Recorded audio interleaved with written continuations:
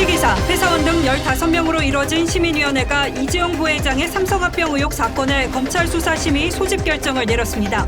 앞으로 검찰 외부 전문가로 구성된 수사심의위가 기소 여부를 결정하는데 해당 의견의 강제력은 없습니다. 청와대가 대북전단 살포 위반 시 법에 따라 엄정히 대응할 것이라고 예고했습니다. 국제인권단체는 표현의 자유를 제한하는 것이라고 했습니다. 박근혜 정부 비선 실세로 불린 최서원 씨에게 징역 18년에 벌금 200억 원의 중형이 최종 확정됐습니다. 한 사설 노인센터에서 치매 노인의 학대를 벌인 정황이 포착됐습니다. 노인의 신체인 피멍과 손톱에 긁힌 자국이 다수 발견됐습니다. 부산 기장군 내 잡음이 끊이지 않고 있습니다. 막무가내 수당 신청은 비일비재했고 자격 요건도 갖추지 못한 업체에 공사를 맡기기도 했습니다.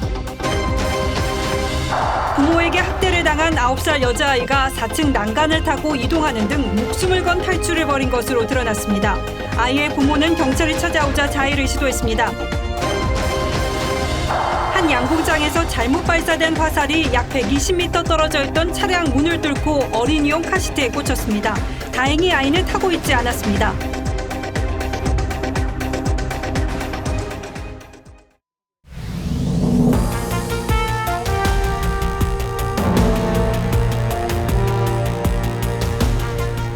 여러분 안녕하십니까? 뉴스9의 신동욱입니다. 이재용 삼성전자 부회장을 경영권 불법 승계 혐의로 재판에 넘기는 게 적당한 것인지 검찰이 아닌 외부 전문가들의 판단을 받게 됐습니다. 회사원, 주부, 대학원생 등 시민 15명이 참가한 회의에서 이렇게 결정한 겁니다. 이에 따라 앞으로 수사심의위원회가 열리게 되고 기소를 해라 아니면 하지 마라 결정을 해서 검찰에 권고를 합니다.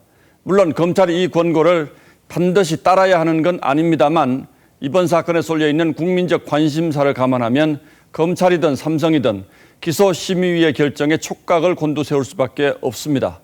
아울러 수년을 끌어왔던 삼성 승계 논란에 대한 또 하나의 시민적 판단이라는 점에서도 의미하는 바가 적지 않을 겁니다. 저희가 오늘 이 뉴스를 머릿 기사로 올린 이유 역시 그렇습니다. 먼저 이유경 기자입니다. 서울중앙지검 13층에서 열린 삼성그룹 불법 합병과 회계 부정 사건 관련 부의심의위는 시민 15명이 무작위 추첨으로 뽑혔습니다. 회사원과 의사, 교사를 비롯해 대학원생과 퇴직 공무원 등 다양한 시민들이 참석했습니다. 혐의 내용이 복잡한 데다 검찰과 삼성 변호인에서 제출한 의견서를 검토하느라 회의 시간이 길어졌습니다. 오후 2시에 시작한 회의는 5시 40분에야 끝났습니다. 회의에서는 수사심의위를 개최하는 것을 놓고 찬반이 팽팽히 맞선 것으로 알려졌습니다. 표결 결과 과반이 찬성했습니다. 위원회는 사안의 중대성과 국민적 관심 등에 비춰 소명의 시간을 주자는 취지로 결정됐다고 밝혔습니다. 검찰로서는 부담입니다. 심의가 불기소 결정을 하면 검찰이 무리한 수사를 했다는 비판을 받을 수 있습니다. 또 구속영장까지 신청한 마당에 불기소 권고를 받아들이기도 어려운 상황입니다. 검찰은 법과 원칙에 따라 수사를 진행하겠다며 수사심의위에 만전을 다하겠다고 밝혔습니다. 수사심의 결정은 권고의 성격으로 반드시 따를 필요는 없습니다. 하지만 검찰은 앞서 열린 8차례의 심의 결정은 모두 따랐습니다. TV조선 이유경입니다. 이제 검찰총장은 2주 안에 검찰수사심의위원회를 소집해서 이재용 부회장 사건에 대해서 검토를 요청하게 됩니다. 위원회는 15명으로 구성되는데 이번에는 일반 시민이 아닌 전문가들로 구성됩니다. 양창수 전 대법관이 위원장을 맡고 학계와 법조계, 언론과 시민단체 등으로 위원회가 꾸려지게 되는데 위원들은 직접 검사나 변호인을 상대로 질의를 할 수 있으며 심사 후에 다수결로 권고사항을 결정하게 되는 겁니다. 검찰과 삼성이 영장실질심사에 이어서 2라운드 대결을 펼칩니다. 이어서 오현주 기자가 보도합니다. 삼성은 시민들 판단에 말을 아꼈습니다. 변론 준비에 최선을 다하겠다는 짤막한 입장만 냈습니다. 수사심의위원회가 남은 만큼 외부 전문가들의 판단을 기다리겠다는 겁니다. 심의위에서 삼성이 내세울 방어 논리는 법원의 영장 기각과 그 사유입니다. 삼성은 이재용 부회장의 구속영장이 기각됐다는 것 자체에 방점을 찍어 애초에 검찰의 무리한 수사였고 기소할 사안이 아니라는 판단임을 강조할 것으로 보입니다. 삼성은 또 1년 8개월의 장기간 수사로 기업 대외 신인도 등의 타격이 우려된다고 주장할 것으로 보입니다. 법적인 이런 어떤 절차가 얽히느냐 잘 풀리느냐에 따라서 삼성그룹 또는 삼성전자에 굉장히 큰 영향을 저는 미칠 거라고 봐요. 다만 앞으로 열리게 될 검찰 수사심의위에서 검찰의 기소가 적절하다고 결정이 나면 이 부회장의 처벌 여론이 높아지는 만큼 앞으로 이주는 이 부회장의 거취를 가를 분수령이 될 전망입니다. TV조선 오현주입니다. 예, 다음 뉴스입니다. 북한이 연일 대남 비방을 이어가며 남북 관계 파탄을 경고하자 청와대 국가안보실이 오늘 직접 나서 입장을 밝혔습니다. 우리 민간단체 행동에 깊은 유감을 표하고 대북전단 살포에 대해서는 엄정히 대응하겠다고 했습니다. 그런데 나라 밖 국제인권단체들이 고개를 갸웃하며 우려를 표시했습니다. 신원석 기자가 보도합니다. 청와대는 국가안전보장회의 상임위 회의를 열고 대북 전단 살포를 철저히 단속하고 엄정 대응하겠다며 유감을 표명했습니다. 일부 민간단체들이 대북 전단 및 물품 등을 계속 살포해 온 데 대해 깊은 유감을 표명합니다. 대북 전단 살포 금지 등을 담은 역대 남북 간 합의와 적용 가능한 현행법을 열거하고 NSC 상임위 멤버가 아닌 행안부와 해수부 장관이 참석한 사실도 공개했습니다. 통일부도 앞서 대북 전단을 살포한 탈북단체 2곳을 경찰에 수사 의뢰했습니다. 여당에선 처벌 수위를 높인 전단 살포 금지 법안이 발의됐습니다. 여권은 일사불란하게 움직였지만 국제인권단체들은 우려를 나타냈습니다. 휴먼라이츠 워치는 결사의 자유를 침해한다고 했고 미국 민주주의진흥재단은 표현의 자유를 제한할 수 있다고 했습니다. 헌법 제21조에서 보장하고 있는 국민의 표현의 자유에 위배될 소지가 있고 전단지 살포 자체가 직접적으로 안보상의 위협을 야기하리라고 보기는 어렵습니다.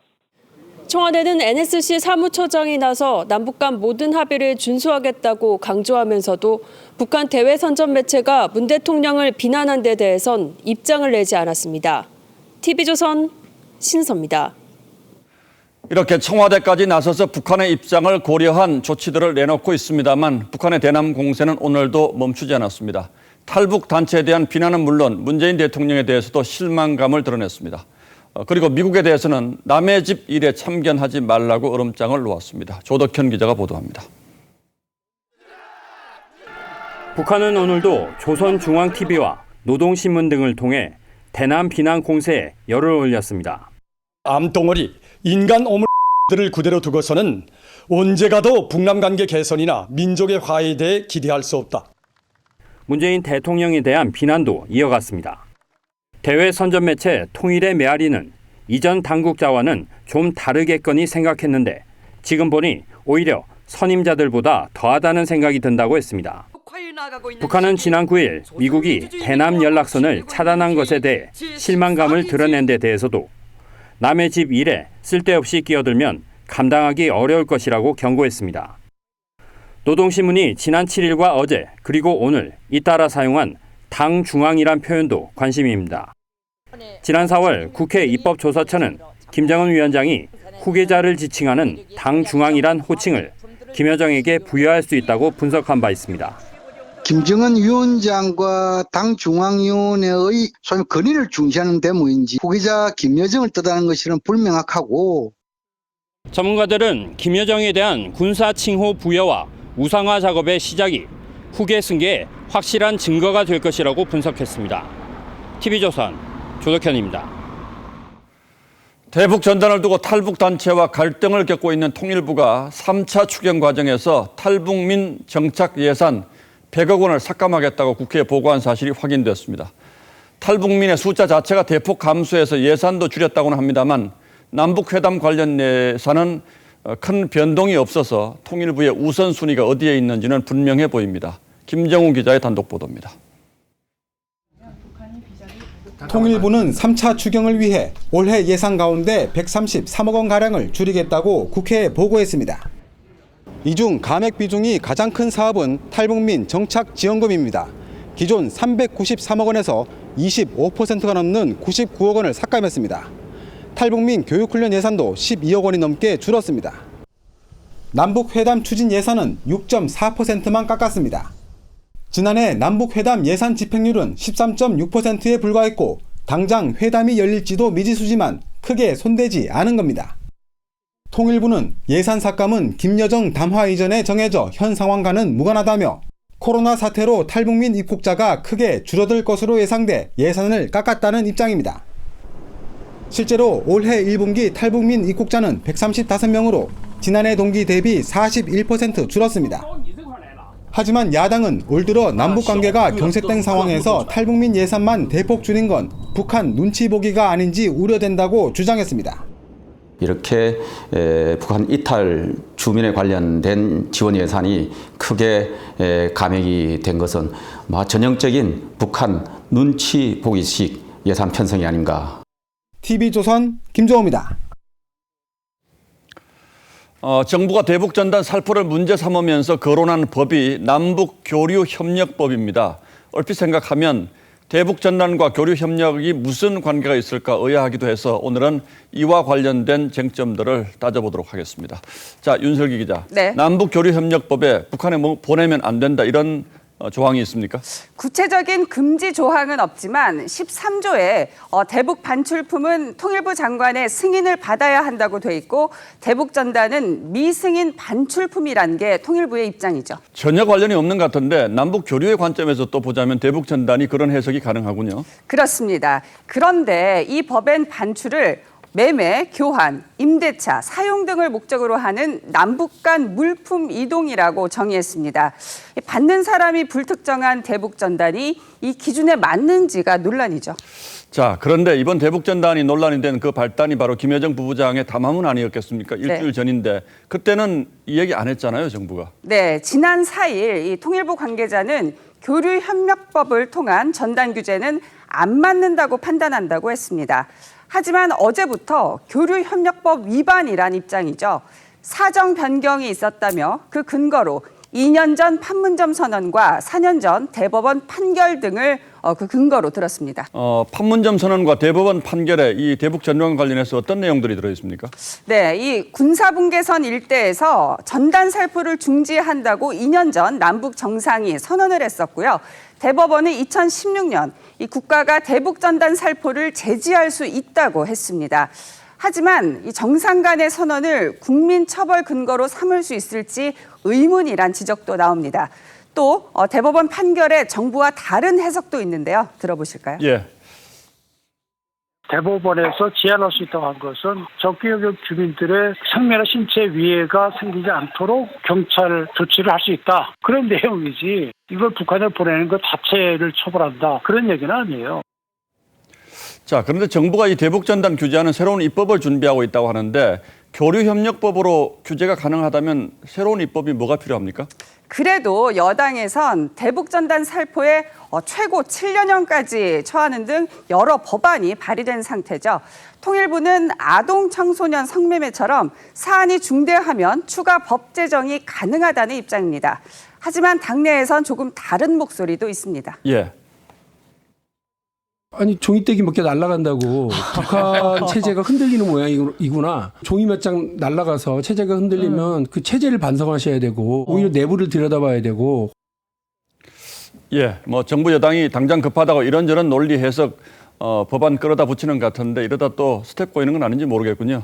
예, 윤설기 기자 잘 들었습니다. 네.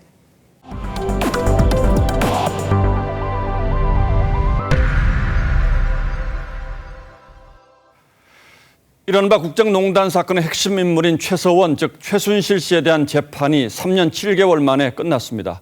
대법원은 최순실 씨에게 징역 18년을 선고한 원심을 확정하고 벌금 200억 원과 추징금 63억여 원도 최종적으로 결정했습니다. 최 씨는 입시비리 사건을 포함해서 오는 2037년까지 복역해야 합니다. 이재중 기자가 보도합니다. 설립 2달 만에 대기업에서 500억 원 가까운 돈을 모았습니다. 이 과정에 안종범 정책조정수석이 깊숙이 개입한 정황이 드러났습니다. 4년 전 TV조선의 보도로 촉발된 미르 K스포츠재단 의혹과 국정농단 사건은 비선 실세 최순실의 존재를 세상에 알렸습니다. 차관 임명 때 지난 2016년 11월 직권남용 등의 혐의로 첫 재판에 넘겨진 지 3년 7개월. 대법원 2부는 오늘 최 씨에 대해 징역 18년과 벌금 200억 원을 선고했습니다. 최 씨는 앞서 1심과 2심에서 징역 20년을 선고받았습니다. 하지만 지난해 8월 대법원 전원합의체는 대기업에 대한 강요행위가 무죄 여지가 있다며 사건을 서울고등법원으로 돌려보냈습니다.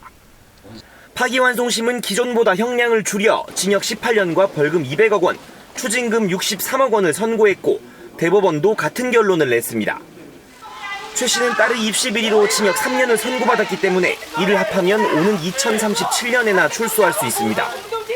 최 씨는 최근 자신이 수사와 재판에서 겪은 일을 책으로 출간하고 세기의 잘못된 재판이라고 했습니다.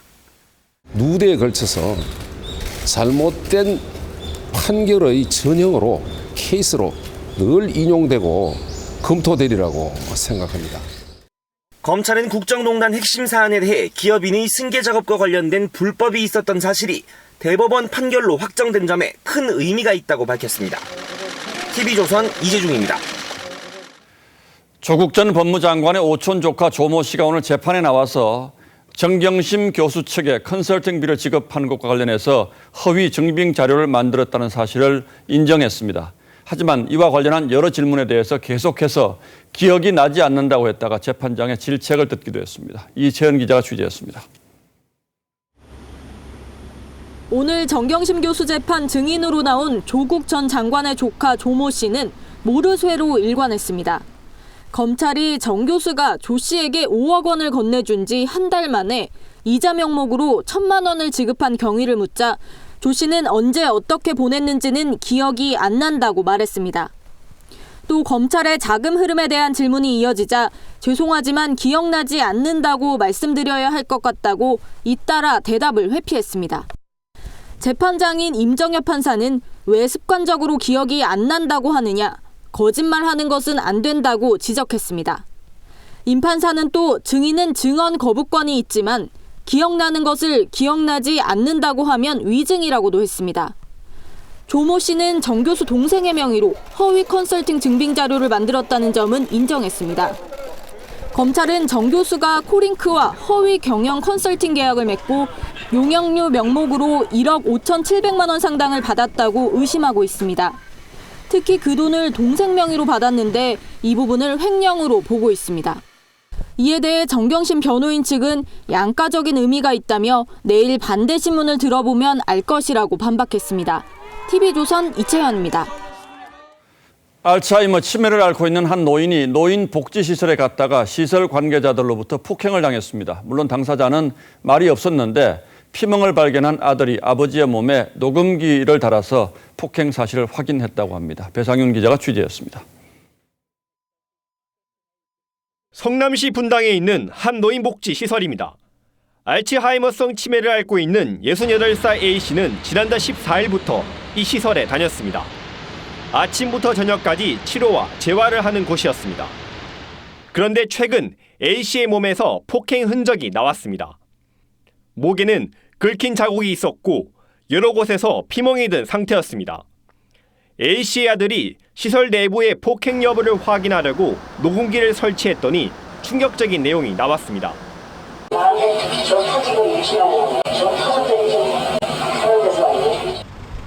A씨의 아들은 오늘 시설 관계자들을 폭행 혐의로 경찰에 고소했습니다.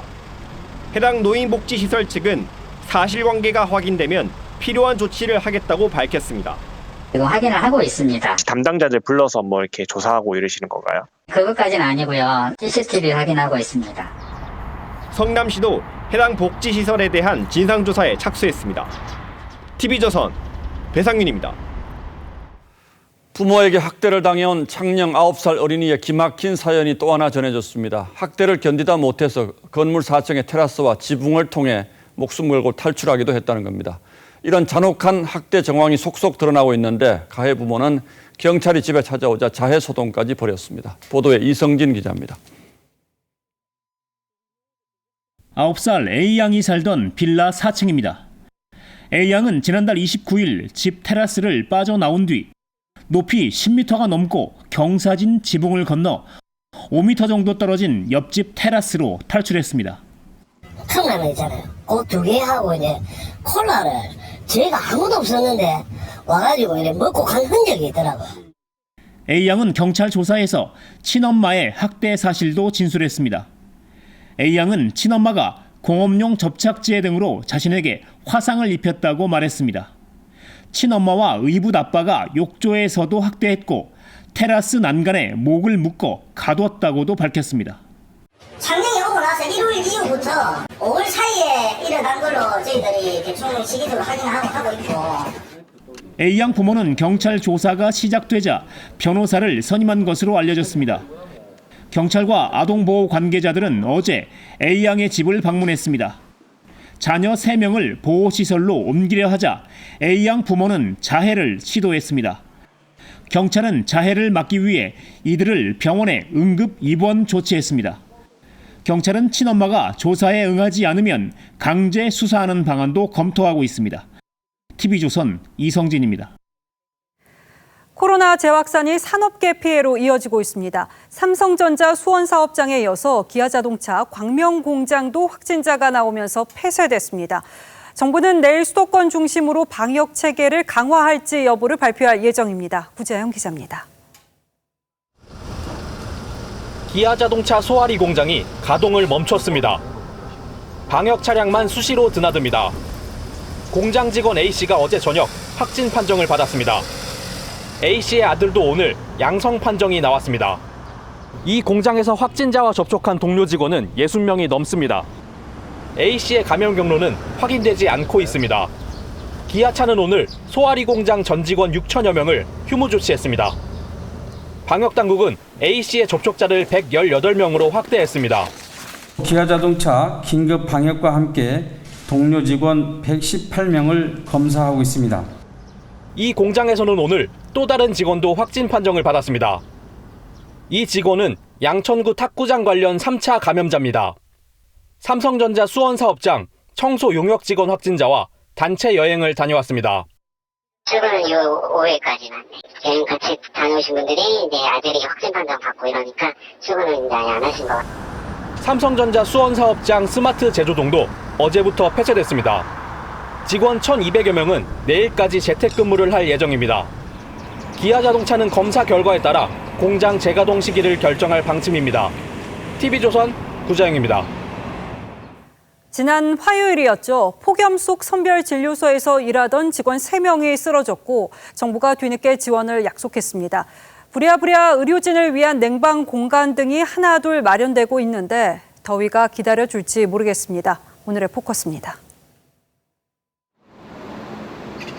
구름 사이로 내리쬐는 햇볕.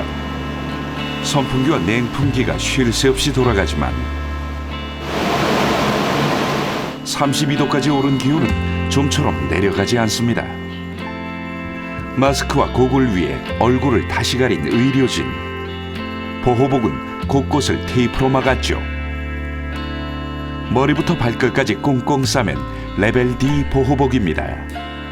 통풍이 잘 안 돼요. 그래서 저희가 땀이 났을 때도 계속 그 안에 땀이 계속 젖어 있는 상태로 일을 해야 되고. 겹겹이 입은 보호복을 벗고 나면 온통 땀투성이죠. 1시간 만에 손가락까지 쪼글쪼글해졌습니다. 사우나에 비닐옷을 가득 돌돌 말고 랩으로 감싸고 들어가 있는 느낌이라고 표현을 하면 조금 비슷하지 않을까 싶어요. 선풍기에 얼굴을 대보고 냉풍기 바람을 옷 속으로 밀어넣고 얼음 주머니도 문질러 보지만 폭염은 쉬 가시지 않아 보이네요. 지금은 그래도 조금 버틸만 한데 온도가 더 올라가게 되면은. 최근 진료소 의료진들이 더위로 실신한 가운데 분리벽을 설치한 검체 채취 부스가 설치되고 있습니다. 의료진과 환자 사이가 투명 가림막으로 차단돼 있어 레벨 D 보호복 대신 이렇게 간편한 복장으로도 검체 채취가 가능합니다. 의료진이 있는 공간에 냉방도 할 수 있죠. 레벨 D를 입었을 때는 하루에 20건 하기가 힘들겠다는 생각을 했어요. 아마 그걸 입고 계속 했다면 진지가 아마 지쳐서 다 쓰러졌을 겁니다. 하지만 이제 막 설치를 시작한 터라 서울에 4곳뿐입니다. 간호사협회와 일부 지자체는 정부에 앞서 얼음조끼를 현장에 전달하고 있습니다. 정부에서도 지금 아이스 조끼를 준비를 하고 있는 과정 중에 있어요. 근데 너무나 시간이 오래 가면 안 되게 생겨서 정부는 뒤늦게 선별진료소 등의 냉방도 지원하기로 했습니다. 저희가 이 부분을 고민을 하고 선제적으로 지원해드리지 못했던 점은 있습니다만 감염의 위험 속에 코로나에 맞서며 폭염과도 사투를 벌여야 하는 대한민국의 의료진들. 감사한 마음뿐 아니라 시원함도 하루빨리 전달될 수 있기를. 뉴스나인 포커스였습니다. 오늘 오전 서울 지하철 4호선 상계역에서 열차 추돌 사고가 발생했습니다. 다행히 큰 부상자는 없었지만 5시간 넘게 일부 구간에서 지하철 운행이 중단돼 더위 속 시민 불편이 이어졌습니다. 성민혁 기자입니다. 멈춰선 전동차 바퀴 아래로 복구 작업이 한창입니다. 셔터가 내려진 역사 입구엔 지하철을 타려던 시민들이 발길을 돌립니다. 지금 열차 타고 나가지고 수습 중이거든요. 오늘 오전 10시 40분쯤 서울 지하철 4호선 상계역에서 전동차 추돌 사고가 났습니다. 매장 안에서 일하고 있었는데 바깥쪽에서 폭탄 터지는 듯한 소리가 났는데 그게 무슨 화물차가 이렇게 뒤집어져가지고 운행을 마치고 기지로 돌아가던 차량이 승객을 태우고 앞서가던 차량을 들이받은 겁니다. 서울교통공사 측은 아직 정확한 사고 원인을 파악하지 못했습니다. 과거에 본선에서 이런 추돌 사고는 처음이라서 이런 사례가 없었습니다. 지금 현황으로 봐서는 앞에 차량이 뭐 급정거하지 않는 한 우리가 뭐 과실이 있다고 지금 생각은 들고 있습니다. 이번 사고로 노원역에서 당고개역까지 열차 운행이 5시간 넘게 중단됐습니다. 교통공사는 운행이 중단된 구간에 대체버스 7대를 투입해 승객들을 실어 날랐습니다. 무더운 날씨 속에 시민들은 환승을 해야 하는 불편을 감수해야 했습니다. 모임 왔다가 이런 갑자기 이제 이런 일이 나니까 엄청나고 불편하고 지금 시간적으로도 좀 빨리 가야 되는데. 공사 측은 전동차 결함과 기관사 과실 여부 등에 대해 조사할 예정입니다. TV조선 성민혁입니다. 운전자도 없는 빈 택시가 혼자 달리다가 신호등을 들이받는 사고가 났습니다. 술에 취한 30대 남성 승객이 택시기사를 폭행한 뒤에 운전하다 벌인 일인데 만취 사건자들의 변명은 항상 비슷합니다. 술에 취해서 기억나지 않는다. 이승훈 기자입니다. 술 취한 남성이 택시 뒷자리에 타더니 이해할 수 없는 말을 합니다. 실랑이 끝에 택시에서 내린 남성이 행패를 부리기 시작합니다. 거짓말 하시네. 맞아요? 결국 운전석 문을 열고 택시기사를 폭행합니다. 택시기사가 차 밖으로 몸을 피하자 이번엔 운전석에 올라탑니다. 고마워요. 들어와 빨리. 3, 4. 300여 미터를 달린 뒤 제동장치를 작동시키지도 않고 택시에서 내립니다. 빈 택시는 결국 중앙선을 넘어 신호등을 들이받습니다. 사고가 난 택시는 이렇게 앞범퍼와 엔진까지 부서졌습니다. 지난 7일 새벽 4시 반쯤 강원도 춘천의 한 도로에서 31살 A씨가 70대 택시기사를 폭행하고 차량까지 빼앗았습니다. 치과에서는 이가 좀 저기 부서진 데가 있다. 뭐 지금 상황은 할 수도 없어요. A씨는 경찰 조사에서 술에 취해 기억이 나지 않는다고 진술했습니다. 경찰은 사건 당일 상해와 음주운전 혐의로 A씨에 대해 구속영장을 신청했지만 법원은 도주와 증거인멸 우려가 없다며 기각했습니다. TV조선 이승훈입니다. 한 양궁장에서 잘못 발사된 화살이 약 120m 떨어져 있던 차량 문을 뚫고 어린이용 카시트에 꽂혔습니다. 다행히 아이는 타고 있지 않았는데 어쩌다 이런 황당한 일이 벌어진 건지 박건우 기자가 취재했습니다. 자동차 뒷문에 긴 화살이 꽂혀 있습니다. 양궁 경기에 쓰는 화살입니다. 어제 낮 3시 50분쯤 전주의 한 주차장에서 길이 75cm짜리 화살이 주차 차량에 날아왔습니다. 화살은 뒷문을 뚫고 차 안에 있던 카시트에 박혔습니다. 다행히 인명피해는 없었지만 자신의 차에 박힌 화살을 발견한 주민은 놀라움과 두려움을 호소했습니다. 집에 가려고 했는데 가기 한 몇 분 전에 화살이 박혀가지고 좀 무서웠죠. 거기 제가 일하는 데인데. 화살이 날아온 곳은 120m 떨어진 양궁장이었습니다. 국가대표 선발전을 앞둔 전북 양궁협회 소속 선수 20여 명이 훈련을 하고 있었습니다. 양궁 화살의 속도는 시속 280km에 이릅니다. 전북 양궁협회는 선수가 사용하던 발사기가 고장나면서 훈련장 가림막 틈새로 화살이 빠져나간 것으로 보고 있습니다. 또 부품적인 부분에 문제가 좀 있었던 것 같아요. 일부러 쓴 건 아니고요. 경찰은 전북 양궁협회와 선수단을 상대로 안전관리에 문제가 없었는지를 조사하고 있습니다. TV조선 박건우입니다.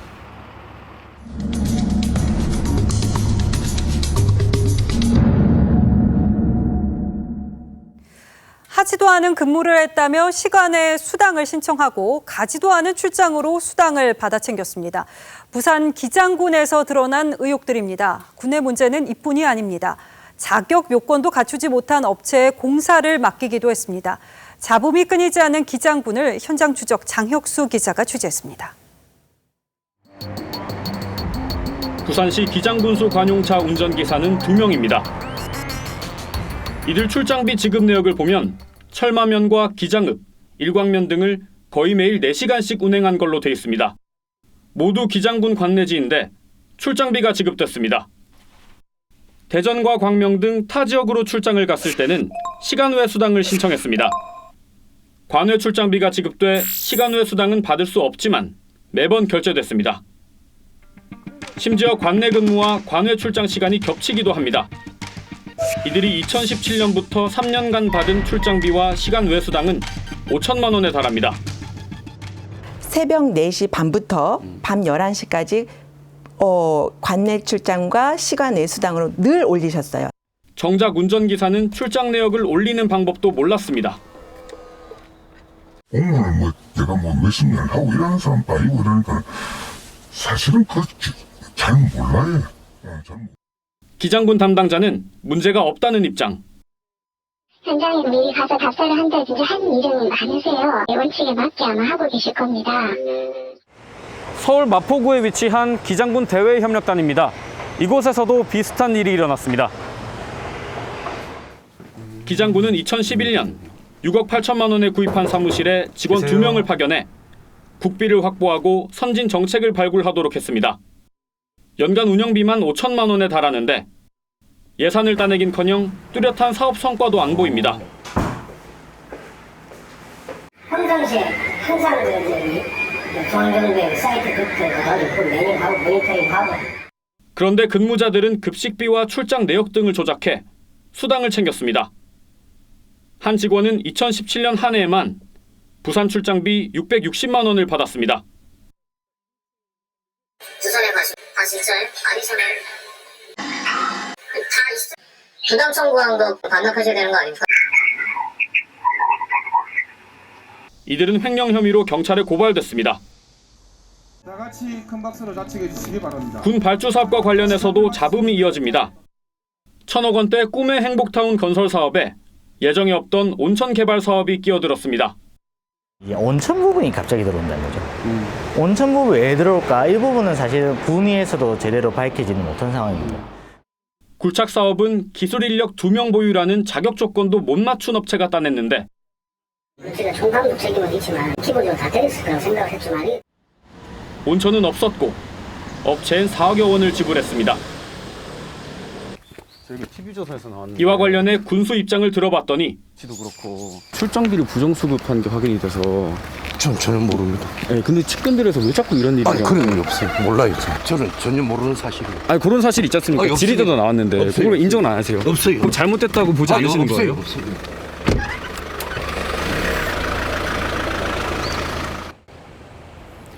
부정하게 지급된 수당과 잘못된 공사까지 기장군의 세금 낭비가 계속되면 피해는 결국 주민들에게 돌아옵니다. 현장 추적 장혁수입니다. 내년도 최저임금 인상률을 결정하기 위한 논의가 오늘부터 시작됐습니다. 하지만 코로나로 인한 경기 침체로 협상은 쉽지 않아 보입니다. 근로자 측은 소비 촉진을 이유로 최저임금을 대폭 올려야 한다는 입장이지만 이 사용자 측에 포함되는 자영업자들은 코로나 타격에 사장인 나도 아르바이트를 뛰는 상황이라면서 동결을 호소하고 있습니다. 사실상 을과 을 간의 전쟁이 벌어지고 있는 건데 현장 목소리를 황병준 기자가 들어봤습니다. 방앗간을 운영하는 신경섭 씨. 코로나 발생 이후 주문이 뚝 떨어졌습니다. 한 80에서 90% 전년 대비에 그 정도 일이 없고 매주 들어가던 일요일 그 종교단체에 주문이 없으니 거의 유치원도 그렇고요. 정말 힘들어요. 생계를 위해 저녁 시간과 주말에는 다른 업소에서 배달을 하고 있습니다. 좀 짜장면 배달이라도 한번 해서 저 떡집 일은 새벽이고 그거는 저녁 일이고. 코로나 여파로 투잡을 뛰는 업주들은 신씨뿐만이 아닙니다. 취업 포털 인크루트가 자영업자 117명을 조사한 결과 절반이 투잡을 뛰고 있는 것으로 나타났습니다. 사용자이면서 근로자이기도 한 이들에게 최저임금 인상은 딜레마입니다. 종업원들 인건비가 올라가게 돼서 아무래도 부담이 되죠. 시간당 페이라도 받으러 일을 나가면 또 나름대로 또 최저임금이 오르면 저한테는 또 좋고. 내년도 최저임금 인상안 협상도 사용자와 근로자 위원들 간 입장차가 커 첫날부터 난항을 예고했습니다. 코로나 사태 이후에 이것이 더 치명타가 되지 않을까.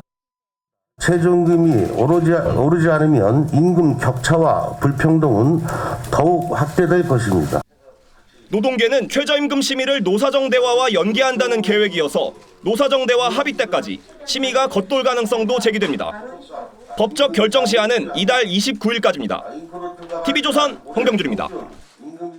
어제부터 노래방 등 유흥시설에 출입할 땐 QR코드 인증을 해야 하죠. 그런데 굳이 나이가 지긋하지 않아도 QR코드가 대체 뭔지, 어디서 인증받아야 하는지 모르겠다 보니까 현장에서는 혼선이 계속되는데요. 김자민 기자가 쉽게 설명하겠습니다. QR코드 출입 시행 둘째 날. 업주는 손님들에게 QR코드 인증법을 설명하느라 바쁩니다. 젊은 사람들은 이제 하도 휴대폰 많이 하니까 금방 따라하는데 이제 나이 드신 분은 좀 이렇게 핸드폰 다루기 힘드니까 또 어려워하시죠. 시민들도 QR코드가 낯설기만 합니다. 한 번도 못 들었던 것 같아요. 네. 그냥 뉴스로만 얘기는 들었는데 실질적으로 누가 이렇게 찍었다라는 얘기는 한 번도 못 들었던 것 같아요. 어제부터 헌팅포차와 감성주점, 노래방 등 유흥시설을 이용하려면 QR코드로 출입 인증을 해야 하는데 네이버 아이디가 필수입니다. 정부는 카카오에도 카카오톡을 이용한 시스템을 도입해달라고 요청했지만 카카오는 이용자의 프라이버시를 침해할 수 있다는 이유로 동참을 거부했습니다. 먼저 앱으로 로그인을 한 뒤 QR 전자출입명부 작성 페이지로 들어가 개인정보 제공 동의 후에 휴대전화로 번호 인증을 하면 됩니다. QR코드는 암호화된 뒤 방역당국의 역학조사가 필요할 경우에만 사용되고 4주 뒤엔 자동 폐기됩니다. 정부는 QR코드 사용에 어려움을 겪는 사람들을 위해 오는 30일까지 계도 기간을 갖기로 했습니다. TV조선 김자민입니다. 예, 다음 뉴스입니다. 두 달 앞으로 다가온 대표 경선에 이낙연 의원이 도전하는 문제를 두고 민주당이 연일 시끄럽습니다. 어차피 대권 도전에 나설 사람이 당권까지 갖겠다는 건 지나친 욕심이라는 게 경쟁 후보들의 공격인데 이 의원은 아랑곳 않고 이달 말쯤 공식 출마 선언을 할 것으로 알려졌습니다. 최주원 기자가 취재했습니다. 당대표가 되면 대권 도전을 포기하겠다는 김부겸 전 의원의 발언 이후 이낙연 의원은 부쩍 말을 아끼고 있습니다. 홍영표, 우원식 의원 등 다른 경쟁자들이 대권과 당권 분리를 강조하며 이낙연 대 반이낙연 구도가 된 것에 대한 부담 때문이란 분석입니다.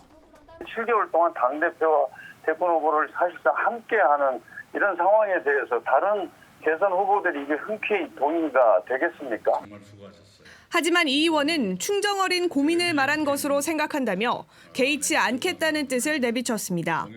실제로 이 의원 측 관계자는 이달 말쯤 전당대회 공식 출마 선언을 준비 중이라고 전했습니다. 오는 24일 활동 중간 발표가 있는 코로나19 국난극복위원회 일정을 감안한 것으로 알려졌습니다. 이 관계자는 또 전당대회와 대선 경선을 모두 치를 수 있는 규모의 사무실도 물색 중이라고 했습니다. 노골적인 견제에도 이낙연 의원이 정면 돌파로 가닥을 잡으면서 다른 당권 주자들의 선택에도 영향을 줄지 관심이 모아지고 있습니다. TV조선 최지원입니다. 기본소득 논쟁에 불을 지핀 통합당의 김종인 비대위원장이 이번에는 고등교육 혁신이라는 새 화두를 던졌습니다. 학사, 석사, 박사로 이어지는 현재의 시스템이 4차 산업의 변화를 따라가지 못하니까 국회가 개편에 나서야 한다는 건데 정부가 추진 중인 국가교육위원회와 충돌할 가능성도 있습니다. 이태희 기자가 설명하겠습니다. 김종인 위원장은 초중고 교육체계 개편이 아닌 학사 졸업에 이은 석박사 과정의 고등교육 혁신에 주목했습니다. 이런 10년의 과정을 뚫고 나면 그 학문이 과연 쓸모가 있느냐 하는 것을 생각할 필요가 있는 때가 되어버렸어요. 김 위원장은 특히 현재 교육부 R&D 예산의 10% 정도만 대학에 지원되는 점을 문제로 인식하고 있습니다. 김 위원장은 2012년 박근혜 대선 캠프에서도 대학 교육을 교육부가 아닌 미래창조과학부 소관으로 해야 한다고 주장한 바 있습니다. 10년 안팎이 걸리는 현 대학 교육과정 축소도 혁신 대상으로 거론됩니다. 석박사 통합과정으로 딱 박사까지 바로 가는 거예요. 그것도 이제 능력별 어떤 사람은 뭐 빠르게, 우리는 너무 그게 경직적으로 돼 있어요. 김 위원장은 이를 위해 국회 고등교육심의위 설치를 제안했습니다. 하지만 문재인 정부가 추진 중인 국가교육위원회와 역할이 겹칠 수 있습니다. 국가교육위는 20대 국회에서도 추진됐지만 야당이 옥상옥기구라며 반대해 폐기됐습니다. 민주당은 고등교육 개편에 대한 논의를 아직 염두에 두고 있지 않습니다. TV조선 이태희입니다. 여러분 혹시 팝펀딩이라고 들어보셨습니까? 금융위원장까지 나서서 혁신적인 금융기법이라고 칭찬했다고 하는데 여기서 또 문제가 생겼습니다. 280억 원대 투자 자금이 묶일 위기에 처했습니다. 이칠만 하면 터지는 펀드 사고, 이번에는 또 뭐가 문제였는지 이상배 기자가 취재했습니다. 온라인을 통해 투자자와 대출자를 연결하는 P2P 서비스 업체 팝펀딩입니다. 영세 업체들은 신용이나 부동산 등을 담보로 낮은 금리에 대출을 받을 수 있고 투자자들은 직접 투자를 통해 수익을 얻어가는 구조입니다. 은성수 금융위원장이 지난해 11월 간담회에서 금융혁신 사례라며 치켜세운 곳입니다. 그런데 이 업체가 90%가 넘는 연체율에 자금 유용 의혹까지 불거지며 검찰 수사를 받고 있습니다. 펀드 판매사들은 비상이 걸렸습니다. 한국투자증권은 팝펀딩 연관펀드에 대해 1월부터 환매 중단을 결정했는데 금액만 280억 원에 이릅니다. 통보는 사실은 전화 한 통화밖에 없었습니다. 판매가 안 될 것 같으니까. 한국투자증권은 장하성 중국 대사의 동생이 대표로 있는 디스커버리 운용사 펀드에 대해서도 판매를 중단한 바 있습니다. 위험 관리에 대해서 충분히 노하우나 경험을 쌓지 못한 상태에서 운영상의 미숙함, 그리고 수수료 수익에 지나치게 집중하다 보니까 전문가들은 사모펀드의 경우 투자자 보호 장치가 적용되지 않기 때문에 투자에 각별한 주의가 필요하다고 조언합니다. TV조선 이상배입니다. 트럼프 대통령이 오는 11월 대선에서 질 거라는 여론조사를 CNN이 보도하자 트럼프가 설문조사에 문제가 있다며 CNN의 사과와 삭제를 요구했습니다. 이런 대통령을 모시는 백악관 참모들은 어떤 마음일까요? 이유진 기자입니다. 트럼프 대통령이 가짜라며 트윗 글을 올린 여론조사 결과입니다. It also shows former Vice President Joe Biden opening up his biggest lead yet, 14 points over President Trump. 트럼프 선거 캠프까지 설문에 문제가 있다며 방송사의 사과와 기사 삭제를 요구했습니다. CNN은 40년 만에 이런 협박은 처음이라며 근거 없는 요구라고 일축했습니다.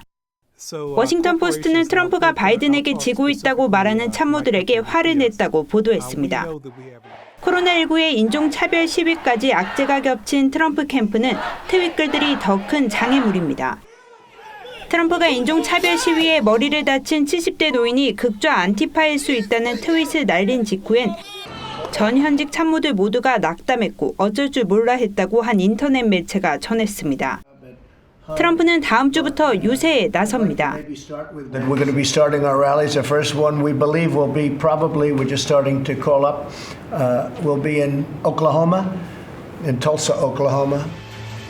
트럼프는 지난 5일 코로나19 검사용 면봉 생산 업체를 방문했는데 업체는 방문 시간에 생산한 면봉을 전량 폐기했습니다. 경호 요원 등 방문자가 많아 오염에 대비한 것이라고 업체는 설명했습니다. 여기서도 트럼프는 마스크를 착용하지 않았습니다. TV조선 이유진입니다. 오케스트라 공연의 경우 단원들이 붙어 앉아서 연주하기 마련이죠. 코로나가 이 또한 바꿨습니다. 단원들 간 최소 1.5m 간격이 유지되는 건데 그러다 보니까 규모가 큰 교향곡보다는 실내 악으로 공연이 열리고 있습니다. 직접 보시죠. 이루라 기자입니다. 온라인 공연을 앞둔 서울시향의 리허설 장면. 무대 위 단원들이 최소 1.5m 거리를 두고 띄엄띄엄 앉아 있습니다. 대부분 마스크를 착용했고 관악기 연주자들 사이로 비말 침투를 막기 위해 투명 방음막도 보입니다. 다른 오케스트라 무대도 다르지 않습니다. 악보를 함께 보는 대신 1인 1보면대를 사용하고 관악기 연주가용 비말 처리 용기는 각자 발밑에 놓여 있습니다. 무엇보다 연주곡들이 달라졌습니다. 단원들 숫자를 평소의 절반으로 제한하다 보니 웅장한 교향곡보다는 적은 악기 수로도 연주 가능한 실내악 곡들로 편성한 겁니다. Rated very, very high. We don't have too many players. That is a version for something like 11 players. 때문에 초창기 클래식 음악을 경험할 기회가 더 많아질 전망입니다. 작은 연주에 적은 악기에 그런 연주를 듣다 보면 악기 하나하나의 소리에 집중하고 또 그 아름다움을 느낄 수 있는 또 특별한 기회도. 포스트 코로나 시대, 안전 우려로 시작한 지침들이 클래식 공연계에 신선한 변화를 불러오고 있습니다. TV조선 이루라입니다. 코로나가 프로야구도 무관중 경기로 바꿨는데 이 서울에 적을 두고 있는 구단은 여전히 157억 원에 달하는 잠실야구장 사용료를 서울시에 내고 있습니다. 수원시의 경우에는 무상으로 야구장을 제공하고 있어서 형평성 논란이 벌어집니다. KBO와 서울시의 입장이 팽팽합니다. 김관 기자가 보도합니다. 개막한 지 한 달이 지났지만 이곳 잠실야구장은 여전히 무관중 경기가 진행 중입니다. 코로나 사태가 획기적으로 개선되지 않는 한 관중이 꽉 들어찬 예전의 모습은 기대하기 어려운 상황입니다.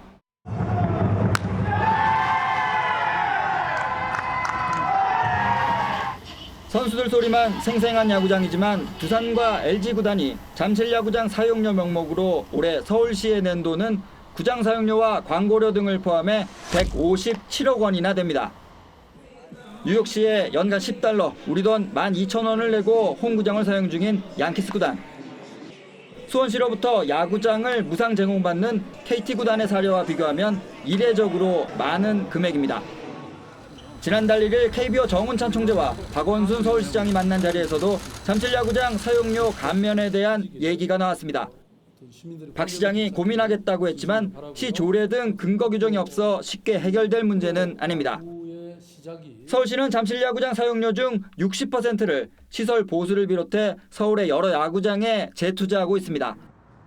코로나 비상 상황에서 보호받아야 할 소상공인도 많은데 두산 LG와 같은 대기업을 꼭 배려해야 하느냐는 목소리도 있지만 야구계에서 나온 돈을 야구계로 다시 돌려줘야 한다는 목소리도 힘을 얻고 있습니다.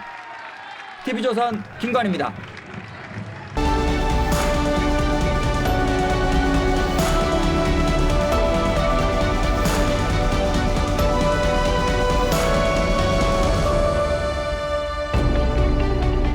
시인이 텅 빈 염전을 걷습니다. 몇 마리 장다리 물대새와 함께 외로운 소금밭을 서성거립니다. 눈물이 소금이 될 때까지. 장다리 물대새는 분홍 스타킹을 신은 듯 가늘고 긴 다리로 탱고를 춥니다. 동남아에서 날아오는 이 희귀한 여름 철새가 지난달 울산에서 잇따라 발견됐습니다. 번식도 하고 있어서 생태 환경이 좋아진 징표로 반긴다고 합니다. 오라고 하지 않아도 살기 좋은 곳에는 이렇게 새들도 돌아오기 마련이죠. 국내 복귀를 위해 투자하는 기업들에게 아낌없는 지지와 응원을 보낼 것입니다. 대통령은 기업의 국내 유턴이 우리 경제의 희망이라고도 했습니다.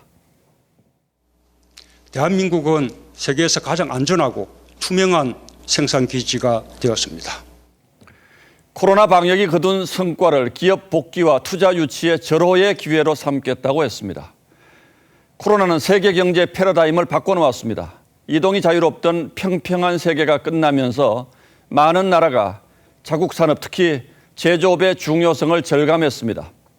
그러면서 법인세 인하, 규제 완화, 갖가지 지원 혜택을 내걸고서 떠났던 기업 불러들이기에 나섰습니다. 독일 집권당은 최저임금 동결 내지 인하, 그리고 근로시간법 개정도 추진한다고 합니다. 코로나로 부품 공급이 끊겨 공장이 멈췄던 자동차 업계를 비롯해 우리 기업 5 중 3선 글로벌 공급망 타격과 기업 활동에 차질을 겪었다고 했습니다. 그런데도 국내 이전을 고려한다는 기업은 3%밖에 되지 않았습니다. 법인세와 최저임금 인상, 52시간제, 경직된 노동시장, 그리고 반기업 정서까지 기업 유턴과 투자 유치를 가로막는 장벽들이 갈수록 두터워진다고 느끼기 때문일 겁니다. 문재인 대통령이 평등 경제란 용어를 제시했습니다. 평등이란 달콤한 용어를 경제에 붙이니 먹고 사는 일의 고단함이 잠시 잊혀지는 듯합니다. 발맞춰 정부 각 부처는 기업 부담을 늘리고 경영권을 제한하는 법 개정안을 잇따라 예고했습니다. 노조 권한을 강화하는 법 개정도 추진하고 나섰습니다. 자유시장 경제는 본질적으로 생존 경쟁의 전쟁터입니다. 물론 패배자를 보호하는 제도적 장치는 반드시 있어야 하겠습니다만 평등이라는 수식어가 붙을 수 있는 것인지는 잘 모르겠습니다. 처칠은 좋은 위기를 낭비하지 말라고 했습니다. 코로나는 우리에게 분명 위기이자 기회지만 기회를 잘 살리는 자만이 위기를 극복할 수 있을 겁니다. 6월 11일 앵커의 시선은 기업들이 돌아올까였습니다.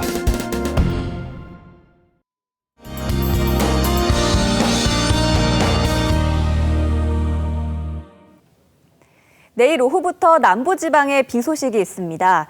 남부 내륙 지역은 소나기 형태로 내리겠고 제주도는 비가 계속 이어질 텐데요. 5에서 30mm 정도로 우산을 꼭 챙기셔야겠습니다. 주말에는 비가 전국으로 확대되겠고 양도 훨씬 많아지겠습니다. 특히 남부지방에 비 피해가 우려될 정도로 많은 비가 집중될 것으로 보이는데요. 주말 계획에 반드시 참고하셔야겠습니다. 내일도 오늘만큼 덥겠습니다. 서울과 청주가 30도까지 오르겠고요. 동부 내륙 지역은 폭염특보가 이어지겠습니다. 동해안 지역은 더위가 쉬어가겠습니다. 바람이 불어오면서 울진이 23도, 포항은 26도에 머물겠습니다. 주말이 지나고 다음 주부터는 한동안 비 소식이 없겠습니다. 제주도만 장맛비가 오다 그치다 하겠습니다. 날씨였습니다. 6월 11일 목요일 뉴스9는 여기서 모두 마치겠습니다. 시청해주신 여러분 고맙습니다.